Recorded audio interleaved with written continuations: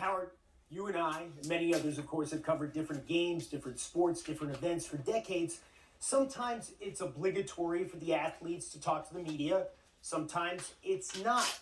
For people who don't understand the process, and you've been to the majors, obviously, in tennis so many times, why is it so important to these tournaments and their organizers to have athletes submit to questioning at these press conferences?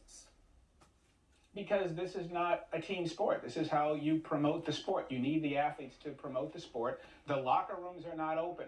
I don't think people understand how tennis works, to be perfectly honest. It feels like it's not like you have 24/7 access, like the locker rooms are open, like in football or basketball or baseball, where you have a limited amount of time where you can just walk in and talk to everybody, which makes the press conferences useless. In this sport, the press conference is the only access you really get that they have in terms of an obligation. They don't have to do any other media with you. So if you're at a tournament per se and you're there by yourself. You're covering a 2-week tournament where you've got 128 draw and you've got 20 matches taking place at once. The press conferences really are the only place. You can't be at every place at once. This is the one area where you might be able to get some quotes or something while you're covering the rest of the tournament.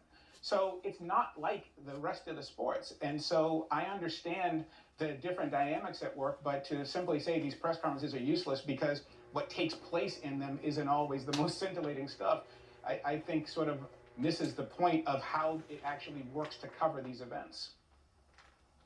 Going forward, Howard, And Jeremy, I'm sorry, Jeremy, I was going to say, Jeremy, I would also say one other thing, that I think the real big issue here, as we talk about this, it always comes back to labor. It's a labor issue of whether or not the athlete has an obligation to speak to the public through media, right? This is the battle that's been taking place for a very, very long time. Well, how should these organizations, knowing what they know now, take into account what Osaka's saying about the detrimental effects of these media sessions on her mental health? Well, I think that the first thing is that I do believe that it's a matter of strategy. I think that certainly for the 4 slams to gang up on her the way they did was a horrible, horrible, horrible act. It was a terrible move on their part. I understand what they were doing. They probably weren't even talking to her. They were talking to everybody else, saying, look, this is what it is when you play at these tournaments.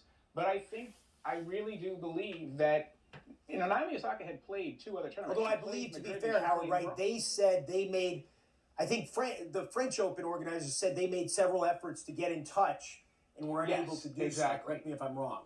Yes. And that's the reason why I still believe that this was a question of tactics and diplomacy and communication. I think that the minute you go out and you post and you go public, then the tournament's got their backs up, and then it became this battle about who was right and who was going to assert their power, and it completely missed what we're really talking about, which is the well-being of the player. I think that what needs to be done is get behind closed doors and to have the players and to have the tournaments discuss the ways to do this going forward, because everybody has to evolve here. And I think that that when you get into this sort of fight mode, you're not getting anything done. Everybody lost here, Jeremy. You don't get to see the number 2 player in the world. She's the most visible. Everybody lost. The tournament lost. She lost. The fans lost. This could have been handled so differently. This did not have to go in the direction that it went. I'm afraid we're running out of time, but as always, thank you for your insights. Howard Bryant, ESPN senior writer on tennis at a crossroads.